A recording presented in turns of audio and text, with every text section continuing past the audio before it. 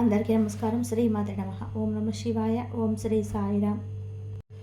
ఈరోజు మనం కుంభరాశి వారి గురించి తెలుసుకోబోతున్నాం. కుంభరాశి వారికి జూలై 18వ తేదీన శుక్రవారం నాడు ఇది జాతక ఫలితాలు ఏ విధంగా ఉండబోతున్నాయో తెలుసుకుందామండి.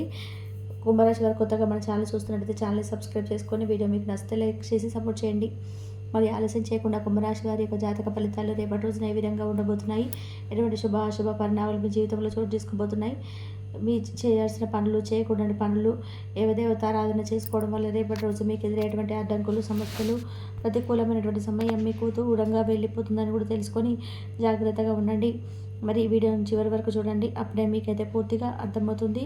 మరి రేపటి రోజున మీరు పొందలేనటువంటిది, చాలా రోజుల నుంచి మీరు పొందలేనటువంటిది, ఒక వస్తువు కావచ్చు, ఒక బంధం కావచ్చు, మీరైతే రేపటి రోజున పొందడం జరుగుతుంది. దానివల్ల మీలో రెట్టింపైన సంతోషం, ఆనందం మరింత ఎక్కువ అవుతుంది. మానసికమైనటువంటి ఆరోగ్యం కూడా మరింత ఎక్కువగా రెట్టింపు అవుతుంది. అలాగే అనుకూలమైనటువంటి రోజుగా రేపటి రోజున చెప్పుకోవచ్చు. రేపటి రోజున మీకు ఏ విధమైన ప్రతికూల ఫలితాలు, అలాగే మిమ్మల్ని ఇబ్బంది గురి చేసేటువంటి క్షణాలు ఎక్కడ కూడా కనిపించడం లేదు. మీకు రాబోతున్న మంచి ఉన్నతమైన గౌరవం రేపు మీకు సొంతం కాబోతుంది. దీని ద్వారా మీలో అలాగే మీ కుటుంబంలో మరింత ఆనందం వెల్లివిరవబోతుంది. గతంలో మిమ్మల్ని బాధ పెట్టిన వారు కావచ్చు, గతంలో మిమ్మల్ని వెంటాడినటువంటి సమస్య కావచ్చు, ఇవన్నీ కూడా రేపు మీ ద్వారా దూరం కావడం మీరు మీ కళ్ళారా చూస్తారు. అలాగే మీకు చాలా రోజుల నుంచి జరగడం లేదంటే ఒక పని చక్కగా ఎటువంటి పెండింగ్ లేకుండా పూర్తి అవ్వడం జరుగుతుంది. అలాగే ఒక వ్యక్తి ద్వారా ఒక సపోర్టింగ్, ఒక ధైర్యం అనేది రేపటి రోజున మీకు కలగబోతుంది. ఒక మాటలో చెప్పాలి అంటే మిమ్మల్ని అందరినీ కూడా రేపటి రోజున మీ ప్రవర్తన, మీ యొక్క రూపం, మీ తెలివితేటలు, మీ మాటలు, మీ పొగరు, ఇవన్నిటిని కూడా ఒక వ్యక్తి బాగా ఇష్టపడతారు. ఆ వ్యక్తి మిమ్మల్ని ఏదో ఒక విధంగా మీతో మాట్లాడేందుకు ప్రయత్నం చేసి ఒక సలహా, లేదంటే ఒక ఉద్యోగమే కావచ్చండి, లేదంటే ఒక బిజినెస్ పరంగా కావచ్చు, లేదంటే ఎక్కడైనా కానీ మీరు విదేశాలకు వెళ్ళి అక్కడ ఏదైనా మంచి ఒక స్థాయికి వెళ్ళాలని చెప్పి కళ్ళగంటున్నటువంటి మీకు మీ మాటల రూపంగానో, లేదంటే మీరు చేసినటువంటి ఎక్స్ప్లెనేషన్ రూపంలో ఇంప్రెస్ అయ్యే విధంగానూ ఉంటుందన్నమాట. దాని ద్వారా మీకు మంచి సమాజంలో ఉన్నతమైనటువంటి గౌరవం, ఒక మంచి ప్రత్యేకమైన స్థానం రేపటి రోజున మీరు పొందుతారు. అలాగే మీ నుండి దూరమైనటువంటి ఒక బంధం మరలా మీ జీవితంలోకి రావడానికి కానీ ఇవన్నీ కూడా ఊహించినటువంటి పరిణామాలు జరుగుతాయి. ఎవరితో కూడా రేపటి రోజున గొడవ కానివ్వండి, ఇలాంటివి ఏదైనా జరుగుతాయంటే తప్పకుండా కొంతమంది వ్యక్తులతో లేనిపోని వాగ్వాదాలు చోటు చేసుకున్నటువంటి వ్యక్తిగతంగా కనిపిస్తున్నాయి. కాబట్టి గొడవల విషయంలో మాత్రం జాగ్రత్తగా ఉండండి. మీ జీవితంలో కొన్ని పనులు మార్పులు చెరుపులు జరుగుతాయి. అయితే దీనికి తగిన పరిహారం చేసుకుంటే చక్కగా రేపటి రోజున మీ పైన ఏదైనా కానీ జాతక దోషాలు కానీ, నరదిష్టి, నరఘోష ఉంటే ఇవి కూడా తొలగిపోతాయి. మరి రేపటి రోజున మీ పనుల్లో అంటే మీరు ఎంత బిజీగా ఉన్నప్పటికీ కూడా మీ పనులు సకాలంగా పూర్తి చేస్తారు. మరి అసలు ఖాళీగా ఉండడం అనేది మీకు ఈ రాశి వారికి పెద్దగా ఇష్టం ఉండదు. అలా ఖాళీగా ఉన్నవారిని చూసి కూడా కోపడతారు. ఎవరైనా ఖాళీగా పని లేకుండా కూర్చుంటే ఎవరికైనా కానీ ఏదైనా పని చేసుకోవచ్చు కదా, ఎందుకు సమయాన్ని వృధా చేస్తారని చెప్పి సలహా ఇస్తారు. అలాగే జీవితంలో ఒక స్థాయికి రావాలని చెప్పి మంచి సంకల్పంతో ఆలోచిస్తూ ముందుకు సాగుతుంటారు. ఎదుటి వ్యక్తులు కూడా అలాగే ఉన్నతమైనటువంటి గౌరవాన్ని పొందాలని చెప్పి తహతహలాడుతుంటారు. నిజాలు చెప్పాలంటే నేటి సమాజంలో ఇలా ఎవరు కూడా ఆలోచించరు. కానీ ఇటువంటి ఆలోచన ధోరణి అనేది మీకు మాత్రమే సొంతం. మీరు బాగుపడమే కాకుండా సమాజంలో మీతో పాటు ఉన్న వారందరూ కూడా బాగుపడాలని, మీ ద్వారా అందరూ సంతోషంగా ఉండాలని చెప్పి ఎప్పుడూ కూడా భగవంతుని కోరుకుంటారు. కష్టంలో ఉన్నవారిని చేరదీస్తారు. అలాగే ఎవరికి ఏదైనా అవసరం ఉంటే, అంటే మీ దగ్గర ఉన్నా లేకపోయినా అవసరానికి ఏదైనా రూపాయి ఇస్తారు. అలాగే వారికి ఉపయోగపడేటువంటి పనిని కూడా వారికి కల్పించేందుకు ముందుగా ఉంటారు.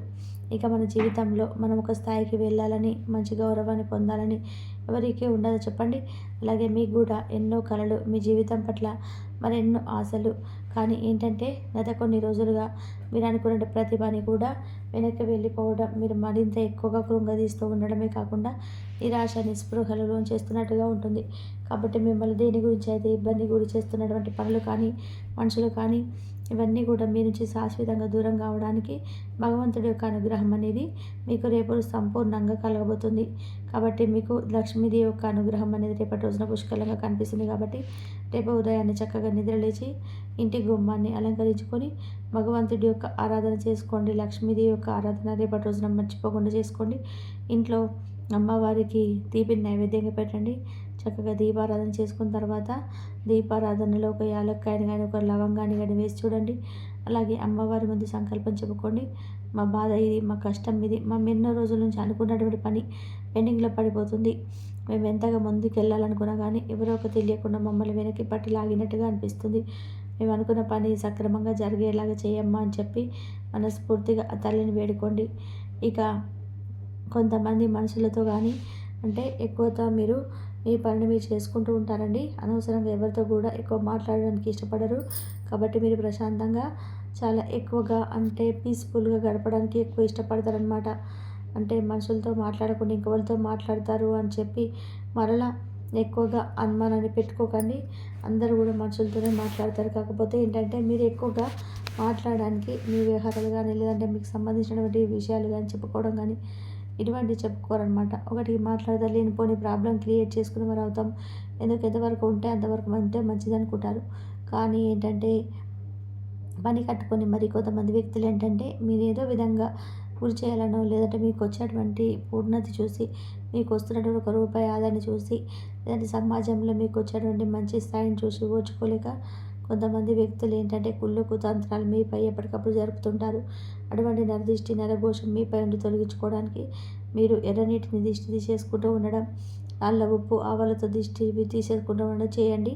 అలాగే మీకు పొరపాటున కూడా ధర్మాన్ని సత్యాన్ని విడిచిపెట్టుకోరండి. కాబట్టి భగవంతుడి యొక్క అనుగ్రహం అనేది మీకు ఎప్పుడు కూడా తోడుగా ఉండి మిమ్మల్ని నిలబెడుతుంది. ఏ కష్టం వచ్చిన ధనబద్ధంగా జయించడానికి మాత్రం ఇష్టపడతారు. ఇక ఈ రాశి వారి యొక్క స్నేహం, వీరి యొక్క ప్రేమ బంధం ఎప్పుడుగా ఎదుటి వ్యక్తులకి బాగా అట్రాక్టివ్గా ఉంటుంది. ఎదుటి వ్యక్తులు ఇష్టపడేలాగా ఉంటుంది.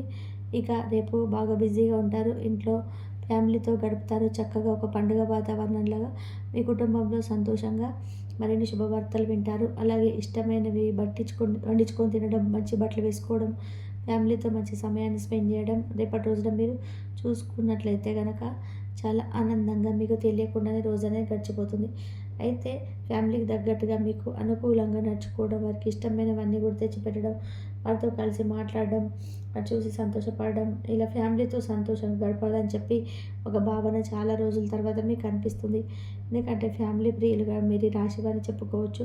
కుటుంబం కోసం ఎంత కష్టపడినా కూడా మీరు ఎంత కష్టాన్ని గుర్తుపెట్టుకోరండి. ఆనందాన్ని చూసి మురిసిపోతారు. ఎంత చేసినా కుటుంబం బాగుంటే బాగుంటాము అన్నటువంటి సంకల్పంతో కుటుంబం కోసం ఏదైనా సాధిస్తుంటారు. ఎంత శ్రమైనా కానీ చేస్తుంటారు. ఇదంతా మనం చేస్తుంది దేనికోసం? మన కోసం, మన కుటుంబం కోసం కాదా అనేటువంటి భావన మీ మనస్తత్వమే మిమ్మల్ని కాపాడుతూ ఉంటుంది. ఇక బయట కూడా పెద్దగా ఏ విషయాలు కూడా చెప్పుకోవడం లేదంటే ఒకరి మీద విమర్శలు చేయడాలు మీకు పెద్దగా ఇష్టం ఉండదు. అలాగే ఎదుటి వ్యక్తులకి ఏదైనా కానీ కోపాన్ని తెచ్చే విధానంగా ప్రవర్తన అసలు ఉండదు. మీరు ఇక కోపానికి గురైనప్పటికీ కూడా కోపం మీలో ఎక్కువసేపు దాగి ఉండదు. మీలో అతి ప్రేమ, అతి మంచితనం ఉండడం వల్ల కొంతమంది వ్యక్తులు కూడా మీ తలపై ఎక్కి కూర్చుంటున్నారు. అంటే మీ ద్వారా ఆసరా పొందిన వ్యక్తులు కావచ్చు, లేదంటే మీ ద్వారా మంచిని పొందిన వ్యక్తులు కావచ్చు, మీకు తెలియకుండానే మీకు శత్రువులుగా కొని తెచ్చిపెట్టుకున్న వారు అవుతారు. కాబట్టి అది మంచితనాన్ని కొంచెం తగ్గించుకుంటే మంచిదండి. మీరు ఏదైనా కానీ మీ ద్వారా ఏదైనా సలహాలను, సహాయాన్ని లేదంటే ఇంకా ఏదైనా మంచి జీవితాన్ని పొందిన వారు కూడా మీకు రివర్స్ అవుతారనమాట. కాబట్టి అటువంటి వ్యక్తులతో కొంచెం జాగ్రత్తగా మెసులుకోండి.